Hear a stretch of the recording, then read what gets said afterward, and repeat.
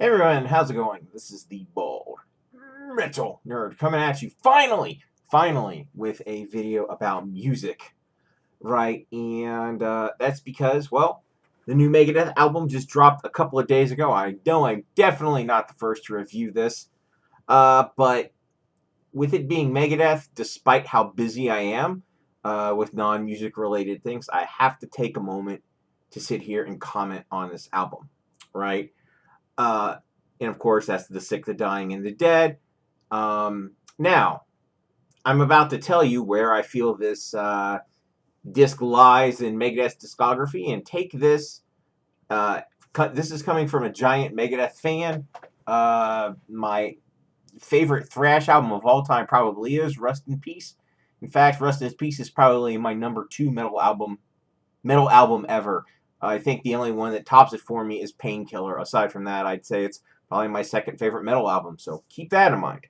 And I'm generally overall a giant fan of the band. So that gotten out of the way, I'm gonna tell you what I think of this album. Too Long Didn't Watch doesn't live up to Rust in Peace or the early albums. Of course not. That's ridiculous. Unfortunately, no.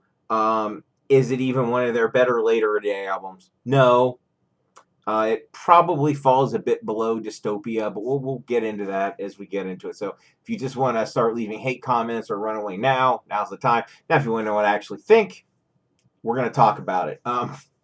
So anyway, basically, obviously, the first song on it is the title track, "The Sick, the Dying, and the Dead," and I think it's a good, catchy mid-paced rocker, and it would have fit in great on either Countdown or Euthanasia. Or maybe, The System Has Failed or United Abominations. Kind of really could have floated between several different albums in a few eras, and I really enjoyed it. The next one after that was Life in Hell, and it's a faster rocking and groove type of song, and it's a good example of what modern day Megadeth can do. But there is a long and drawn out spoken word part, but it does fit in fairly well. Third track is Night Stalkers. And the intro reminded me a little bit of She-Wolf, but the song overall is not at all similar, uh, aside from it being a fast song. It's a good track overall, and I enjoyed having Ice-T in it. But of course, I'm also a big fan of Body Count, so of course I'm going to be glad that he's in it. Um, what we had coming up after that is Dogs of Chernobyl, which has an atmospheric acoustic intro with symphonic metal actually mixed in. And then it goes into a heavy, slower track. But overall, honestly, this one drug on a bit, and I had a hard time keeping my attention. This song definitely suffered from too long itis, which honestly, several of the songs on this do suffer from. And then, unfortunately, after the slower part, it's just average, right? There you go. After that, we got Sacrifice, which is mostly a very meh, paint by the numbers Megadeth song. Now the solos are awesome, right? But other than that, this song could have been cut, and nothing of value would have really been lost from the album except for the solos and one cool riff. After that, we got Junkie. Now, this song actually properly rips.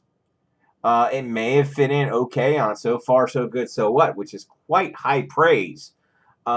Except for, well, the modern Dave Mustaine vocals. He sounds fine in it, and we'll talk about performances here in a bit. But let's face it, Dave isn't what he used to be as far in the vocal department. We'll talk about why here in a bit. Next up, we got Psychopathy. I can't speak here. It's an awesome short interlude track with a great drum solo kind of in the beginning that just keeps building up in intensity. And then you get some very foreboding and heavy guitars. And this is the kind of songwriting that I really like to see. It's something new and creative that they haven't really done before. And it's really great. It's only about a minute and a half, but honestly, I would have loved to have seen them develop that into more of a full song. And Dave's spoken word part in this actually fits in very well. Now, Killing Time. I would call that it's a good mid-paced butt kicker with a good groove. I said a good groove. It's a solid song overall. After that, we got Soldier On. It's a good mid-paced Oh wait, sorry, I'm reading the same thing. My mistake. Killing Time was the one. Okay, Soldier On, a good faster number that feels like it'll work well in a live setting. Now, the ending is a bit lame on it. They may not do this in a live setting where Dave is kind of playing a drill sergeant and they're doing the da da da da da da da, back and forth like they do when they're jogging in the army. That part's a little that could have been cut for sure. The next one after that is Celebutante. It's a very driving, fast, hard rock song, and it would have fit in, I think, on Cryptic Writings pretty well. After that, we got Mission to Mars, which starts out trippy with some electronic elements, and then it goes to an epic sounding march, and then you get a transition to a catchy, solid mid-paced rocker, and would have fit in well on The System Has Failed. But the I Wannas in it are cringeworthy, absolutely cringeworthy. And then the last song on it that's not a cover is We'll Be Back. And I thought it had a really awesome thrashing intro. But when the chorus comes in, it's a bit mediocre. But overall, it's a very ripping song and a good way to close the album. So how did I feel about the performances on this album? Well, I thought all the instrumentals, absolutely fabulous. I thought they sounded good. Technically played extremely well. Basically flawless performances. Instrumentally, unsurprisingly, the talent on tap in this band is huge. And I do feel that they could have done a lot more. Honestly, if the songwriting had been a little bit more up to stuff, I would have really loved to have heard what this outfit could have done. And Dave's vocals just aren't what they used to be. Both, his delivery of vocals aren't what they used to be. And his writing chops, like writing super memorable lyrics, like, "What do you mean I don't believe in God? I talk to him every day." There's no moments like that where you're just going to hear something and it's going to be instantly quotable. It's just going to get you and you're going to remember it for decades. His ability to do that now, it's in the past. There were some moments that I thought were really good on some recent albums that he's done. Not quite to that level, but definitely some really good stuff that he's had even fairly recently. But we'll talk about all that when I eventually do a Megadeth tier list. But that's not going to be for a little while. So overall, I would rate this album, honestly, a high C+, right? Maybe a 75 to 78, somewhere in that neighborhood. So really, I would call it just a very solid entry into their discography. Nothing embarrassing.